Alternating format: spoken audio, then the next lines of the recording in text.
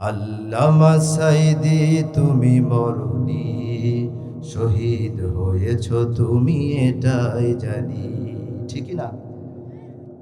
কারাগারে কাটালে 13টি বছর, বাতিল দেখে তোমায় করে থরথর। কারাগারে কাটালে 13টি বছর, বাতিল দেখে তোমায় করে থরথর। তুমি যে ছিলে মোদের নয়নমণি, শহীদ হয়েছ তুমি এটাই জানি। দেখা তো হবে না আর এই জীবনে, দেখা হবে জান্নাতে ফুল বাগানে। ঠিক না? দেখা তো হবে না আর এই জীবনে, দেখা হবে জান্নাতে ফুল বাগানে। এই আশা কবুল করো আল্লাহ তুমি, শহীদ হয়েছ তুমি এটাই জানি। চিৎকার দিয়ে বলুন মারহাবা।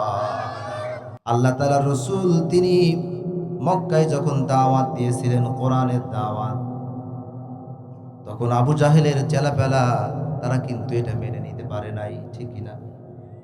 আজ যখন আপনি মানুষদেরকে দাওয়াত দিবেন হিকমতের সাথে, উদউ ইলা সাবিলি রাব্বিকা বিল হিকমাতি ওয়াল মাউইযাতিল হাসানা। আল্লাহ রাব্বুল আলামিন তিনি বলছেন, মানুষদেরকে হিকমতের সাথে নরম ভাষায় মানুষদেরকে ইসলামের দিকে দাওয়াত দাও।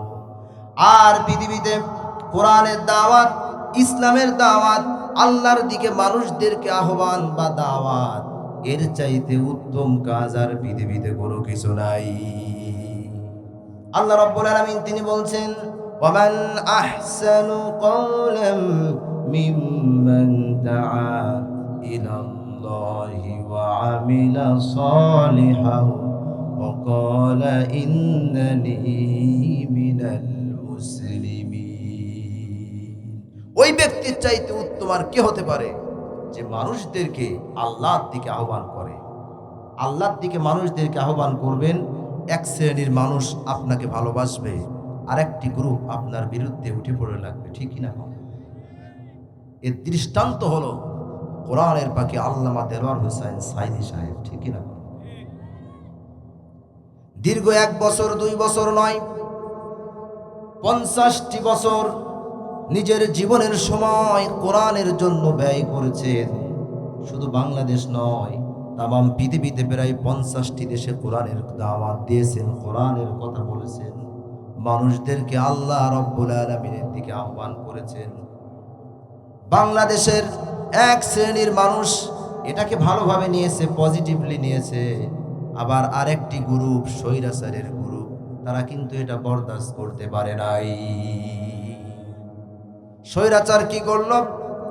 সঙ্গে সঙ্গে তাকে গ্রেফতার করে দীর্ঘ 1 বছর 2 বছর নয়, এই নির্দোষ মানুষটাকে দীর্ঘ 13টি বছর কারারুদ্ধ করে রেখে তিল তিল করে দুনিয়া থেকে বিদায় করে দিয়েছে।